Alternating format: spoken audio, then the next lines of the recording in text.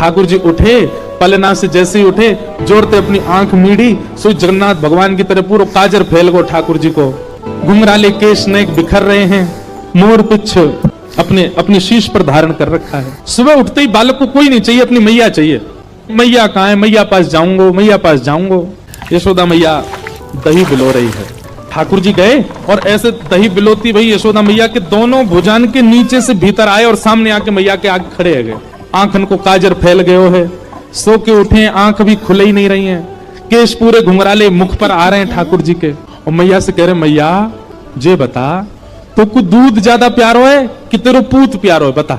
मैया बोली, लाला तू भी सवेरे सवेरे उठ के कैसी बात न करो करे, चल हट जा, मुझको दही बिलोंदे ना है। मैया पहले बता, तू को दूध प्यारो कि पूत? मैया बोली, मुझे तो मेरा पूत प्यारो है, दूध काहे को प्यारो होगो? अच्छा मैया, तो फिर एक काम कर, मैं तो बहुत प्यारो लगू ना? बोले हाँ। अपनी गोद में लिटाए के मुझको अपना दूध पिवाए दे। मैया मुझको बहुत जोर की भूख लगी है, मुझको दूध पिवाए दे। यशोदा मैया तुरंत ठाकुर जी को अपनी गोद में लिया और मैया को ठाकुर जी दूध पी रहे हैं और मैया दही भी बिलोती जा रही है। यहां ठाकुर जी जैसे मैया का दूध पीने लगे, सामने चूल्हे पर अंगीठी पर गैया का दूध उबल रहा था। संपूर्ण दूध उबल करके उफन करके बाहर आने लगा, स्वयं को जलाने लगा, नष्ट करने लगा। यशोदा मैया यहां दही बिलो रही और मैया ने जैसे देखी कि दूर दूध उफन करके बाहर आ रहे हो, सो मैया ने विचार किया, अरे ये तो सबरो दूध जर जाएगा। तुरंत मैया ने गोद में बैठे ठाकुर जी को नीचे पटका, दूध संभालने चली गई।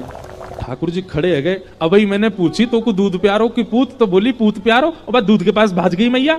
ठाकुर जी बोले, मैया ठीक है, आज या दूध को ही देखूंगा मैं, हैं ये ज्यादा प्यारो तो मुझे छोड़ के भाज जाए। सो ठाकुर जी ने एक बड़ो सा डंडा उठायो और जो मैया दही बिलो रही थी उस मटकी में ही मारा, मटकी फोड़ दी। और इतना ही नहीं, इतने क्रोध में भर गए ठाकुर जी, गौरस भंडार में गए, जितनी मटकियां थी मैया यशोदा की सब फोड़ दी। यशोदा मैया ने दूध संभाला और संभाल करके पीछे मुड़ करके देखा तो मां दही की हंडी फूटी पड़ी है और सबरे मटका फूट रहे हैं और लाला उछल उछल करके सबरे मटकान को फोड़ तो जा रहा है।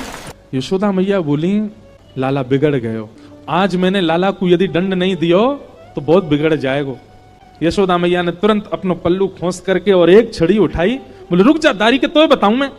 और मैया जैसी छड़ी लेकर के भागी हैं पीछे, आगे आगे ठाकुर जी भाग रहे हैं चौकड़ी मार करके, और मतलब ऐसे भाग रहे हैं मानो जैसे पीछे कोई शेर पड़ गए हो। अब यशोदा मैया तो बेचारी 80 बरस की, फिर भी पीछे दौड़ रही हैं और ठाकुर जी चौकड़ी मार के यहाँ थे वहां कूदते कादते भय दौड़ रहे हैं। थोड़ी दूर पहुंचे होंगे कि यशोदा मैया तो थक गई और बीच रास्ता में बैठ गई, जोर जोर से सांस लेने लगी, अपने पसीना पहुंचने लगी। इतने में ठाकुर जी ने पीछे मुड़ के देखी और